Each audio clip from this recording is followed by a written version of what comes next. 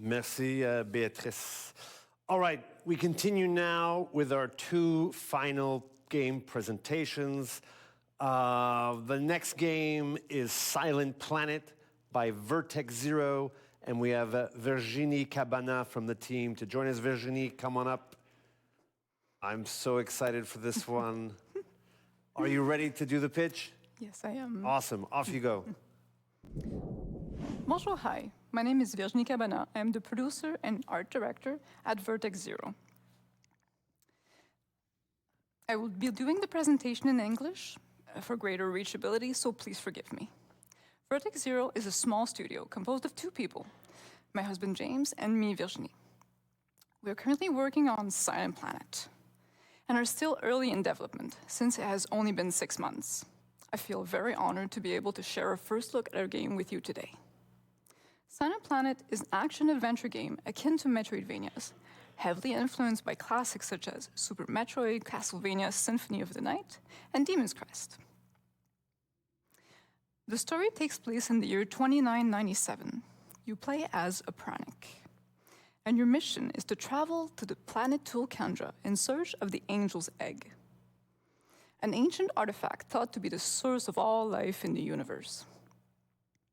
In the game, you will journey through the claustrophobic corridors of a massive underground complex, filled with the remnants of technological and biological horrors created by a dead civilization. To survive such a dangerous world, players will need to learn the ways of the warrior. The combat can be separated into two categories. The ranged combat has to do with a pranic's psychic abilities, and which she can use throughout the exploration in the vast game world, through several ways. The melee combat has to do with the stance system. Players will need to perfectly time their deflects, their counterattacks, and their melee attacks in order to fill up the enemy's stance bar. Once it's completely filled up, the enemy becomes stunned, and players will be able to perform a special attack, greatly depleting their HP. But beware, because this can also happen to a pranic. Always keep an eye out for your stance. Like in most Metroidvanias, exploration plays a major role in Silent Planet, but we wanted to add our own unique touch by making the environments highly interactive. Every door you see, every item you come across, you'll be able to interact with. Some might even open new paths. Using her psychic abilities, a pranic can scan rooms to gather data, clues, possible threats, and even sense events that took place long ago. The story of Silent Planet can be obtained through the exploration of the vast game world via audio logs, environment scans, and NPC conversations. A second and entirely optional part of the story can be obtained through the Starseer Lexicon. What is the Starseer Lexicon, you ask? It is a series of tablets written in an archaic language containing the recorded chronicles of an ancient alien civilization. Think of these as archaeological puzzles. Players will not only need to to translate the symbols on these tablets, but they'll have to interpret their findings. We seek to empower our players as storytellers. Being able to adapt means surviving in Silent Planet. Knowing when to backstep and when to dash will be crucial to evade a deadly situation. The same weapon might have a different effect depending on the foe. Imagine, some might even transform into an even more deadlier form. So as they say, know thy enemy. While developing this game, we pay a lot of attention to the atmosphere and the visual art style. As you can see, they depict an unexpected mix between gothic, science fiction, and cosmic horror. Silent Planet deals with the existential dread that arises when humans face a vast and terrifying universe, far from safety and peace. But amidst all this darkness, a pranic's journey teaches us discipline and resilience through even the harshest of conditions. In the upcoming months, we will be looking for investment and also the possibility of a Kickstarter. We are truly working day and night to bring you this experience. So we kindly ask you to visit our Steam page and give us a wish list. You can also share our game on social media and join our very, very small Discord for now. We are developing this game not only for fans of the genre, but also for anyone wanting to rekindle a sense of awe and wonder found from the games from the 80s and 90s. Thank you. Merci. Wonderful, Virginie. So amazing. People in the chat were stunned that this is a two-person team and only 6 months of work. I mean, how is it that you've already got it looking so great and so much gameplay there? Well, we're very hardworking, that's for sure. And, well, what started was that we were both working in a company and we actually got laid off. So that was kind of a slap in the face to... Wow.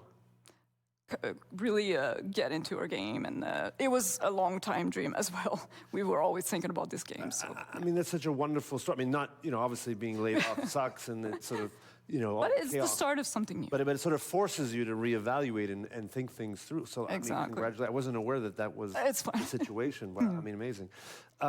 Tell us about the art. I mean, everyone in the chat was already saying how amazing the art, the pixel art, and the environments and so on. But you hinted to this kind of mix of the bio, the technology, cosmic, like it seems like such a like an odd but awesome mixture of things. What was the inspiration for that? I would say that a lot of inspiration comes from movies such as Alien, Alien 2, Pandorum, Event Horizon has a lot of kind of like vessels that have gothic with a bit of cosmic horror type of themes. The Thing as well. Yeah, a classic as well. Yeah. Well, I mean, I wouldn't say that cosmic horror is some, but you know what? Now that you say it, The Thing is one of my all-time favorite movies. Us too. From way back. Although, when you go back and watch it, doesn't quite have the same impact it did the first time. But I don't know. Anyway, the game also makes me think about Blasphemous in terms of that really amazing pixel art style. Is Blasphemous also in that kind of category of inspiration? Yes, absolutely. Also for well, the type of game, because it's also a Metroidvania. True. But yeah, it can be also an inspiration for the pixel art because it's taking the retro type of games like Super Metroid and Castlevania, and it's pushing the pixel art with today's technologies. How can we reinvent a bit the pixel art? Now, you said it's you and your husband. That's like the development team. Yeah. Is it really just the two of you? You haven't yet. The music, everything. Even the music. Well, yes, the music was more or less just taken from, so it was. But we didn't hear it anyways. But yeah. Okay, and I mean, do you anticipate that the two of you will complete the game, or you think you'll? What if you get a Kickstarter? Yeah, exactly. I'm sure that we'll get more artists, and Because you're the artist, I think you said. Yes.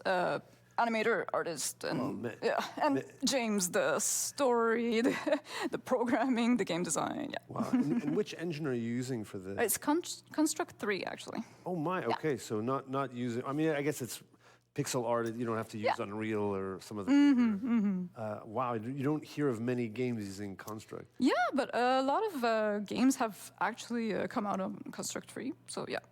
What would you say your biggest challenges are so far? Well, for sure, financing, which is always a thing. But apart from that, I think it's going pretty well. From a development point of view, I guess if it's just the two of you, you have... excellent communication, and we've always been working together for like 15 years. So, I mean, Were you working at the same studio? Yes, exactly. Even? Yeah. Oh, wow. Well, so you kind of you got fired at the laid off at the same time. Yeah, a great gift. Oh my goodness, such a well. Again, this will come out and it'll sell 1 million copies. Exactly. And then you'll be happy. You'll be happy you were happy ever after. Yeah, exactly. Wonderful. How much time? Like, how much more development do you think there is? Well, we're thinking of releasing. For end of 2025. That's what we're aiming for. Okay, so still within 2 years. I mean, that's still what we're ambitious. Aiming. Yes.